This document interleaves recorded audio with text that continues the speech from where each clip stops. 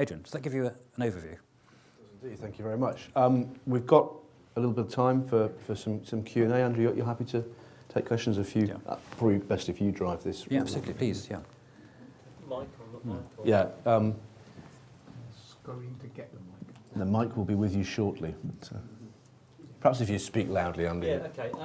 Andy Brown, Pembrokeshire Green. So I guess the big difference here is that the Interserve guys believe that 50% savings from acute hospitals out into the community. It sounds like you dispute that. Well, the big issue which the clinical commissioning groups and the trusts are going to have to wrestle with is whether they in fact want the trusts to get significantly smaller. Because you see, there's one level of saving which is greater efficiency, saving money and seeing that services are better delivered and all of that. There's another level of efficiency that means closing things. And this is the crucial Rubicon in health. When greater efficiency means actually closing and withdrawing services, then it becomes very controversial. And there's a string of elections I can tell you about over the last 10 years. I mean, there's probably no single issue which, as a single issue, determines elections locally more against the trend than controversies over health reconfiguration, closing of A&E, withdrawal of services. I mean, just look at what happened in Leeds with the children's heart services. I mean, it dominated the news for 3 days.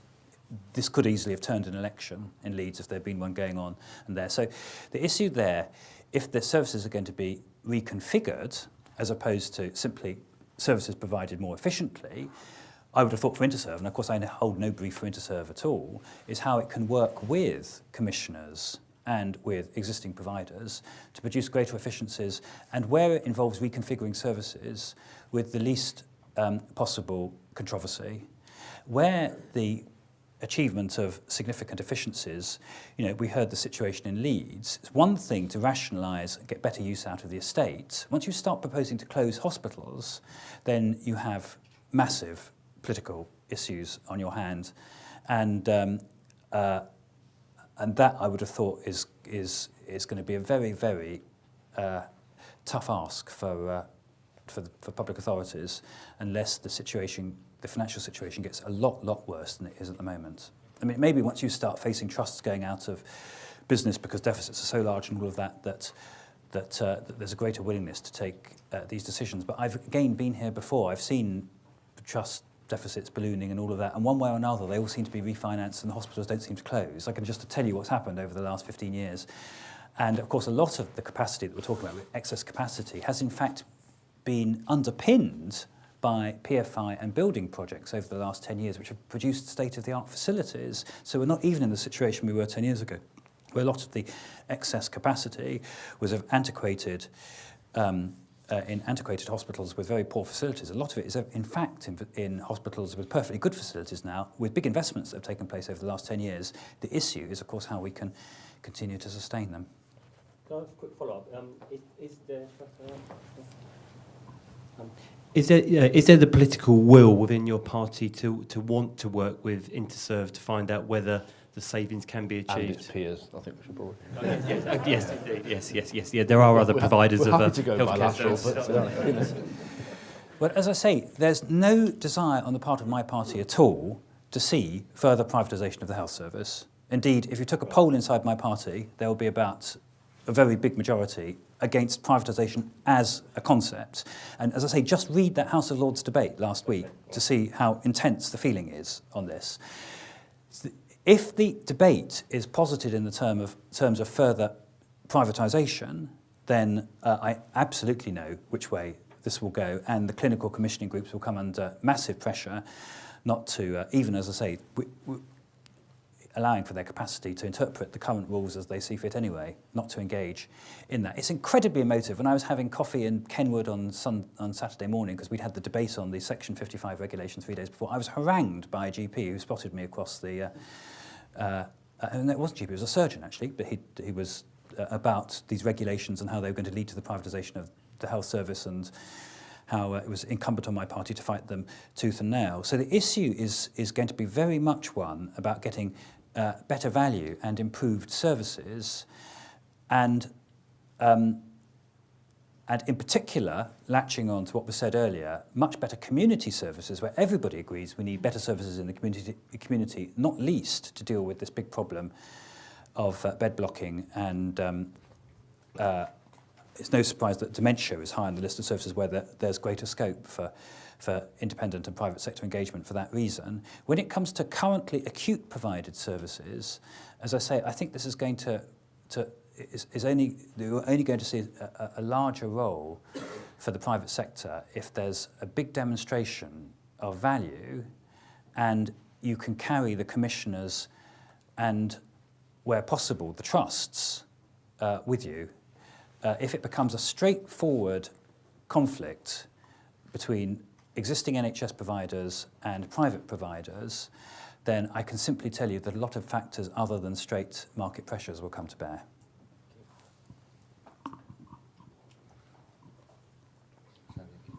Okay, Howard Seymour from Nevis. You mentioned on infrastructure, and I don't think a day goes by without some politician actually saying we need more infrastructure spending for all the reasons you mentioned, but it's not happening. Can you explain the rationale behind that? Because you would have thought this is a perfect time to do it when contractors have got very slim margins, etc. There's a lot of talk on PF2, demographics, etc., but we're still seeing a huge dearth of projects. Is it political? Well, the reason there were three things going on here. The first is that state infrastructure budgets were slashed in 2010.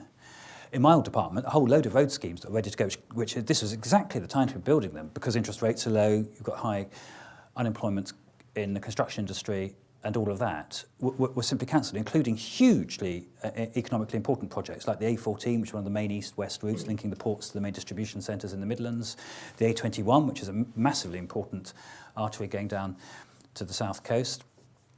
A load were cut. Why? Despite the fact that people say infrastructure is important, because it's always easier when you're dealing with cuts to cut infrastructure spending than to cut revenue spending, because revenue spending, of course, leads to immediate losses of jobs, particularly public service jobs. So in education, what happened was the schools capital programme was cut from 8 billion, it's coming down towards 3 billion. I mean, a huge reduction, partly in order to avoid cutting real terms per pupil revenue spending in schools, which of course means fewer teachers and support staff. So there's always this, you always have in politics to differentiate between the rhetoric and the reality. The rhetoric is that we're all in favour of infrastructure spending, and you know, I'm a former transport secretary, so I really do understand its importance to the economy. But when it is a straight choice between cutting jobs or cutting infrastructure spending that is all about, or largely about tomorrow, then infrastructure spending historically has always suffered more, which is precisely what's happened. As I say, the rate of reduction in infrastructure spending has been twice as great as in the non-protected areas of public spending. That's the first problem that there's been. The second problem that the government has had, but again, I wouldn't completely overegg. It's not to say there aren't some big infrastructure projects going, and some areas have got semi-protected status for particular and unusual reasons. Network Rail has managed to achieve that because essentially we've given the regulator charge of rail infrastructure spending, which is part of the reason why the roads programme took such a big hit in 2010. Crossrail, I mean, we're surrounded, you know, when you go into West End at the moment by Crossrail development. The reason that's proceeding is because of a highly innovative funding package which engaged the private sector, which is putting in a big contribution to it, which made it almost uncancelable by the Treasury.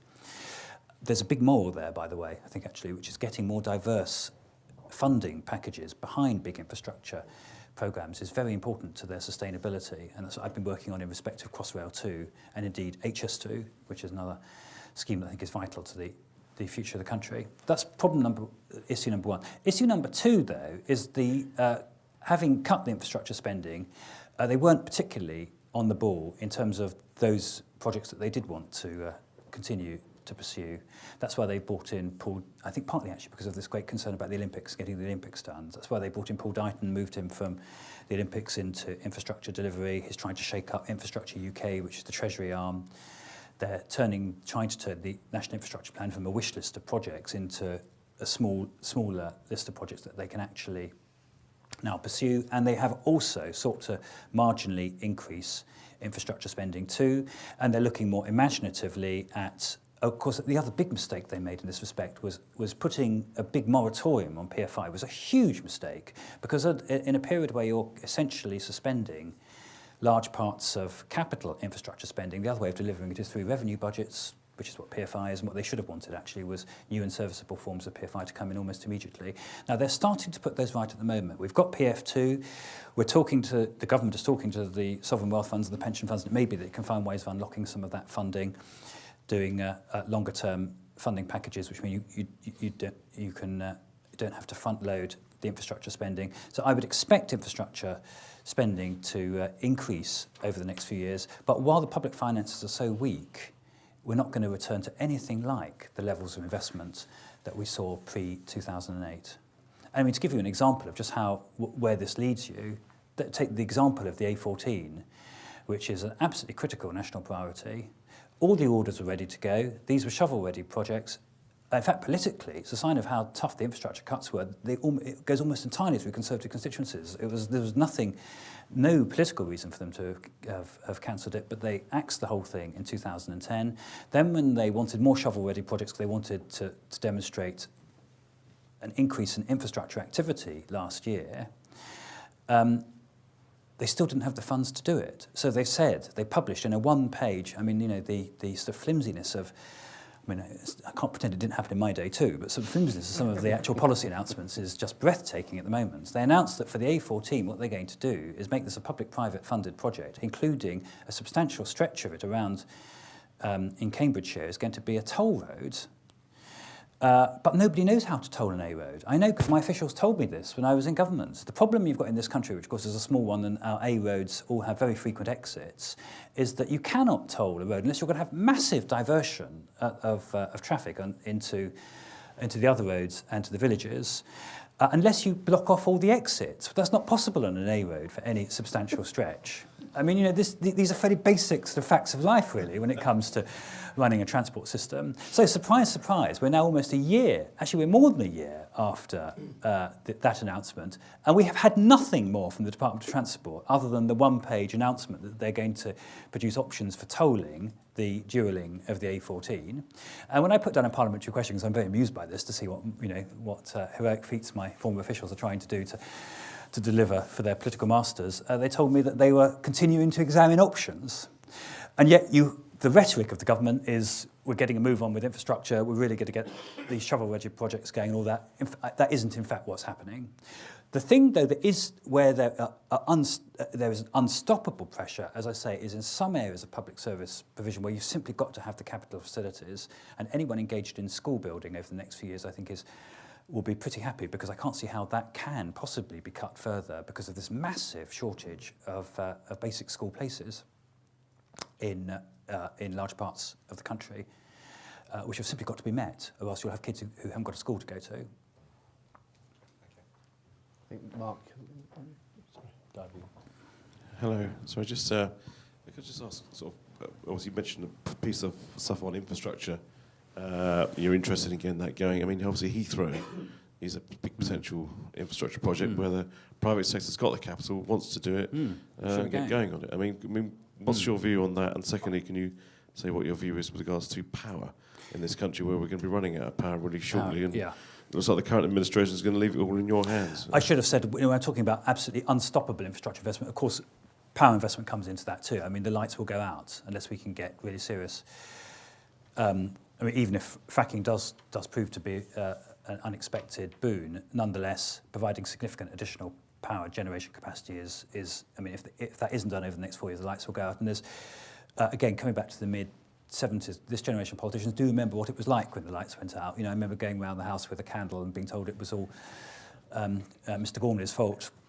Unfortunately, they all thought it was Mr. Heath's fault, which is the reason why he lost the 74 elections. So getting this power generation capacity in place is going to be essential over the next 3 to 4 years. Quite how they do it, what guarantees they have to give, which of course is being negotiated at the moment in trying to get the first of the new nuclear power stations in place, and all that is still not clear. And I think that's a pretty big black mark against the government, that it is still unclear, that we're still 3 years into this parliament and we still don't know, we still don't have a definitive statement of either what the energy mix is going to be, what the subsidy regime is going to be to enable nuclear and renewable investment to be put in there.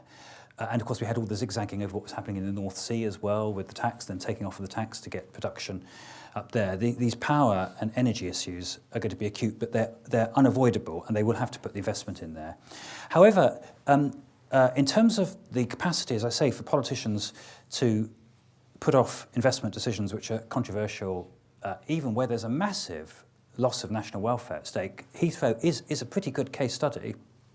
Heathrow would cost the taxpayer nothing at all. It would all be paid for by the airlines. It was the policy of the last government. It was my policy to proceed with the third runway at Heathrow. But because there were some marginal seats in West London, and David Cameron was then running on Vote Blue, Go Green, and aviation was seen as being a big anti-green issue, he overnight changed the policy of his party, overnight, against any airport expansion. He now regrets it, but he's now in coalition with the Liberals, who are even more anti-aviation than the people he was encouraging inside his own party, who were. And so what they've done is to set up a review, and the review has been specifically geared to postpone until the next Parliament any decision. Whether he'll be capable of, if he's re-elected, of taking a decision then is very doubtful, because the second most important person in the Conservative Party at the moment is the Mayor of London, who may become the most important person in the Conservative Party before too long. Let's wait and see what happens to the government's ratings over the next 2 years. And he has consistently declared himself against any expansion of Heathrow, which I can tell you is the only credible policy for expanding hub airport capacity in the southeast of England. I mean, there is no other credible. The issue basically is whether the politicians duck it and decide to do nothing, which is what they've done so far, and we send all the additional traffic off to Schiphol or Charles de Gaulle, or expand Heathrow. But Boris was out there with the estuary. He still says that's his preferred option, but he's now talking about Stansted. Well, Stansted you will not be able to turn into a hub airport because the airline simply won't go there. So if that is regarded as the compromise, it isn't in fact a compromise. It simply ensures that nothing will happen. So the issue really is whether it's possible to generate a consensus behind the expansion of Heathrow, in which case the decision would need to be taken immediately after the election or not. I would say it's 50-50 at the moment, whether it's possible to get there. It's not like energy, because the lights won't go out. Heathrow will still, of course, continue operating at 99% capacity. It's where the marginal hub traffic goes. The marginal hub traffic will then go onto the continent. But it does tell you even in the really difficult fiscal and economic climate that we're in at the moment, that often politics takes front seat when it should take back seat, because it's nothing other than political considerations which have made it not possible to invest in Heathrow. But I can assure you those political considerations could easily see that this decision isn't taken not just in the next 5 years, but even in the next 10 or 15 years. Yeah, please. A couple, if I may. You make a very good case for the need for greater infrastructure investment, but I'm interested in your views on how that can be paid for, and whether there's a risk that, because it's easy to cut, that it'll get cut further. Well, there are only 3 ways it can be paid for. The first is through existing state budgets, and as I say, in some areas I think that's simply going to be unavoidable, like increased spending on school buildings and essential infrastructure to meet straightforward demographic demands.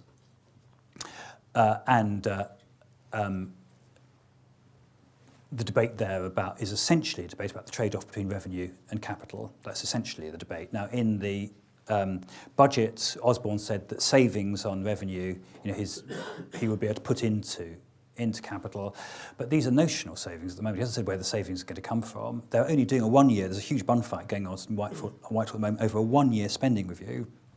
A 1 year spending review from 2015 to 16. The spending reviews before that, including the one conducted under this government, all the ones conducted under the last Labour government, were 3 years. The reason they're not doing a 3 year spending review is there's not a hope in hell of the Liberals and the Tories being able to agree on the content of a 3 year spending review into the next Parliament. Not least because it would mean the Lib Dems going into the election committed to a whole load of cuts, which they don't want to go a million miles near in an election campaign. But until you see those figures, this idea that you're going to be able to move substantial resources from revenue into capital is purely notional. And it's just as likely that what will happen is, in the great bun fight that happens when the real spending review takes place for 2016 to 2018, it isn't possible to make those savings, and they decide to cut, to go back on the commitment to increase capital spending and instead maintain revenue spending. I would say that it looks to me 50-50 whether that would happen at the moment. Even though unusually you have a very pro-infrastructure chancellor, George Osborne is on the scale of chancellors, most of whom, because the Treasury is always, in this country, is very rarely in favour of spending any money on any infrastructure. I mean, as I know, as a transport minister, they can always provide 101 reasons why, in fact, we can patch and mend without needing to invest at all. But even with a pro-infrastructure chancellor who has sought to, from a low base, to increase it somewhat, because we don't know where the revenue cuts would come, and that's going to be very politically difficult, whoever's in government in 2015, I wouldn't bank on that.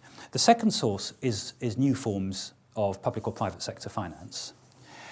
Like the deal that was done over Crossrail, the supplementary business rate, without which Crossrail would not be going ahead at the moment, a highly innovative source of funding, and some private sector contributions too. Now, I wouldn't rule out being able to do more of that, particularly in London and the South East, where business is very strongly in favour of strategic infrastructure investment that makes it easier to access employment markets which are crucial to them. I mean, I'm very struck, when I did this review, this report on the case for Crossrail 2, this is for London First, which is the voice of London business. London business is willingly paying the supplementary business rate, almost the only example I can think of in the history of taxation, where the business community has itself volunteered to pay a tax because it recognises that the tube is totally congested. It simply can't get people into jobs in central London. I think there could be room for more innovative public-private partnerships of that kind to unlock new sources of finance. Look at the various forms of property taxation that are around at the moment, and I think it's possible that things could be done there. The third is new forms of PFI, which mean that you basically put the infrastructure spending on the credit card, and you do so in ways that you can argue are sustainable at the time when you make the investments, but other people, of course, then have to look after it in the years ahead as to whether it is or not.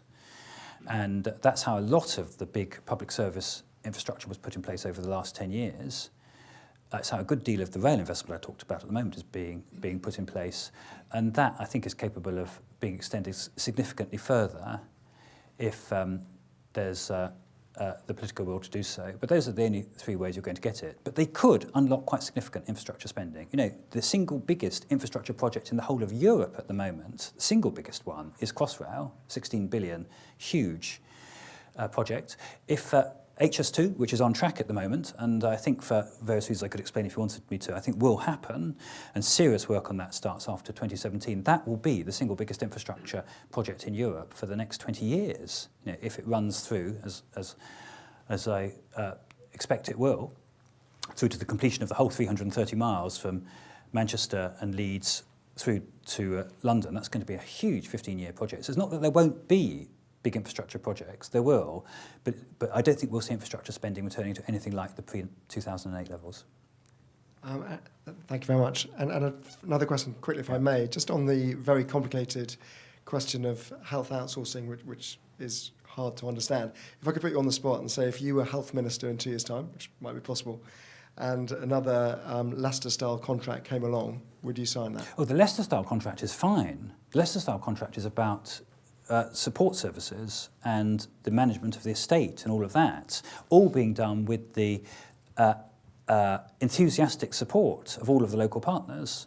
Those sorts of contracts are fine. Anything that gets better value out of the management of the estate and support services and all of that is fine. And as I say, I think because as I see it, the very fact that you've got these very acute financial pressures on the acute trusts, which means that they will be strongly opposed to privatisation of acute services, because of course that's their bread and butter, is also a reason why they'll be even more strongly in favour of getting the best possible deal they can with companies like Interserve when it comes to the support services. It's not the Leicester type contracts that are the issue and the others which were being talked about. It's if you seek to engage in new forms of private contracting which are controversial for existing NHS-provided acute services, that is where the controversy will come. Now, as I say, I can't say how that controversy will pan out because there are lots of conflicting pressures here.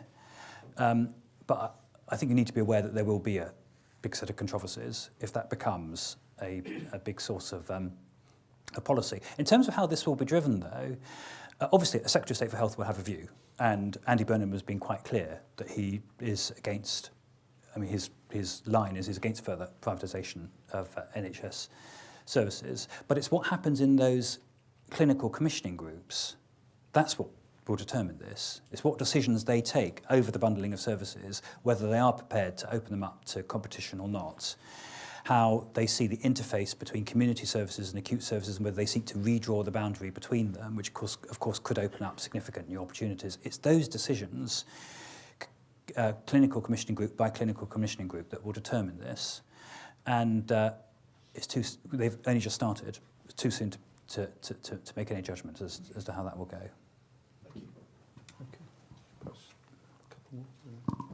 Perhaps just a couple more, and then we'll Yeah, that's fine. Yes. Wearing your political hat, at the current point in time, where do you think the socialists see the best, inverted commas, value in outsourced services? And would it be different, do you believe, to where the current government see it? So in other words, what areas of growth could you still see happening in outsourced services under a socialist government? All these areas of support services that we've talked about, there's room for significant improved value, and in particular in anything to do with facilities and property management and areas that kind of the public sector is normally pretty poor at extracting value. And as I say, these areas are rarely controversial. So those areas, I would have thought that there's significant room for growth. And of course, in areas where budgets are being very radically cut very quickly, which is true of large areas of local authority services, there may be a willingness there to think about more radical service delivery options too. Though I find it rather depressing actually, but too often what local authorities do, rather than engaging in that, how you put library services and school services together and things of that kind, what they seem to do is just be perfectly willing to cut the services outright. As I say, the closer it comes to frontline services provided by frontline publicly employed public service staff, the more controversial it becomes. Okay. But you referred to a socialist government. In fact, actually, the political space here isn't great between the parties. If you, as I say, if you read that House of Lords debate last week, which I found as a non-health expert quite difficult to follow, you had, on the one hand, the Labour spokesperson claiming that there was going to be massive privatisation. You had the Conservative minister arguing that nobody needed to worry, that these clinical commissioning groups were going to have so much discretion over what they did, including huge discretion not to contract out services at all. He was busy arguing by the whole way they bundle them and all that it was perfectly possible that you wouldn't get much additional private sector role in any of these services. Now, if you read that debate, all you would be at the end is thoroughly confused as to what this controversy is actually about. But you've got this thing called the EU and procurement rules there. But as somebody pointed out in the debate, these EU and procurement rules apply to a large number of our continental friends too, who are quite good at evading them when it comes to having any competition. So at the moment, there were big pressures, and I think actually in some areas where you've already got a big private sector role, it's not going to be controversial. The issue is how you get more value. When you're creating new markets in areas that are currently almost entirely state-provided, then that becomes much more difficult. Okay. And do you see, are there any areas where you could potentially foresee a new government reversing the process of what's currently happening? Well, it's 2 years to go, and my sense, again, reading that debate and talking to all those who are engaged in health at the moment, is there's a lot of water to pass under the health bridge in the next 2 years. I mean, massive financial pressures that are going to be brought to bear on trusts. And we'll have 2 years' worth of experience of these clinical commissioning groups. How that pans out politically is very hard to read at the moment as to whether you get massive controversies over the quote-unquote privatisation of services and the reconfiguration of services or not. My sense at the moment is that it's not the issue about private sector engagement, which is the big and controversial issue. It's the reconfiguring of services, with or without the private sector, when it leads to the actual withdrawal of hospital-provided services in a community. This is the thing that it proves it's really, really difficult for health service leaders to do, whether it be A&E services, whether it be specialist services that are currently provided, but which it's either isn't economic to provide, or in terms of health outcomes, not necessarily optimal to provide in existing hospitals. Withdrawing those services is hugely difficult and controversial. And though it has been done, if you look at what's happened with stroke services in London, for example, it is possible to do it. It takes a kind of Aradazi. It takes a really seriously user-friendly and effective communicator to build coalitions of support behind those sorts of changes. And as I look at the health service from outside, it's pretty hit and miss whether local health service managers are able to carry the public with them and the stakeholders with them in those kind of arguments, or whether, in fact, because they make them so poorly, don't engage properly, and it's all done in too much of an atmosphere of crisis, that they begin with massive alienation of the key stakeholders, which is normally followed, in my experience, by a very rapid retreat from proposals for reconfiguration. So I'm sorry I'm not giving you a completely clear and straightforward answer, but this is not a completely clear and straightforward sector at all, what's going to happen. However, the other point to draw from the presentation that was made is that the budgets are colossal in this area. I mean, so you don't need very big shifts for there to be very substantial opportunities for new providers. Small shifts are still very big sums of money in this game. And everybody pays lip service to the need to get better community services. And as I say, those community services are substantially more independently provided than direct NHS services at the moment. Okay, perhaps one last question. Thank you very much for a very superb overview. But I think what you remind us that UK is not alone, even the US, where no tough decisions are taken, India, less said the better. But the point is, I think no good decisions are being made by a democratic system. So if you were the King of England, what are the 3 projects you would ensure that they executed? It's impossible to, if by King of England you mean some kind of dictator. Yes, if you were the because of course let's not use a bad word like let's say you were the king. Then actually, of course, what makes this country great is that there isn't anybody who occupies that position and who can steamroll all those decisions through. But as an observer of other systems, we have strengths and weaknesses. Our system involves a lot of trade-offs and all of that, this is democracy. It's hard, but in fact, actually, because we have a government that, generally speaking, has a majority in the House of Commons, it is possible at any one time to take some tough decisions, whereas in gridlock systems like the US and my observation of India is you can go for long periods where it's not possible to take any tough decisions at all. And we have, including big controversial infrastructure decisions, it has been possible to take them. As I look at, I'm an optimist, and I believe it is possible in this country, which is by and large a well-governed country and by and large a reasonably successful country by international standards, it is possible to get things done. I referred earlier to Docklands. We've created a whole new city in this city. We've essentially created 2 cities out of London in the course of the last 20 years. We didn't succeed in Heathrow, though I'm an optimist. I believe ultimately reason will prevail and we will get that expanded. But we have got a cross-party consensus around high-speed rail, which I would have thought very difficult to achieve before. When it comes to reform of the public services, they're out of all recognition changed from the position 10 years ago. There was almost no private sector engagement in any of these direct NHS-provided health sectors 10 years ago.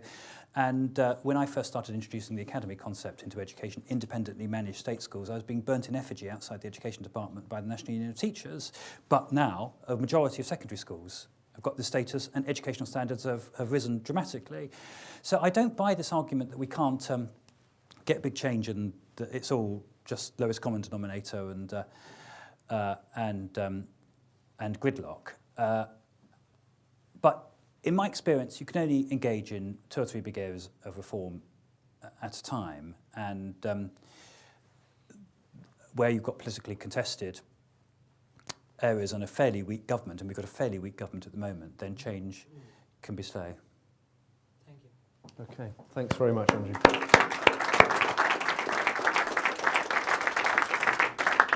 Thank you very much. I'm glad we ended on a bit more of an optimistic note there. Things can be done at one stage. I think there were this country is neither America or India. So, Okay, we're gonna break for some coffee. Perhaps we could be back in the room by about 5:30, where afterwards we'll turn our attention to international markets, where perhaps enlightened dictatorship is more of the order of the day. But let's see.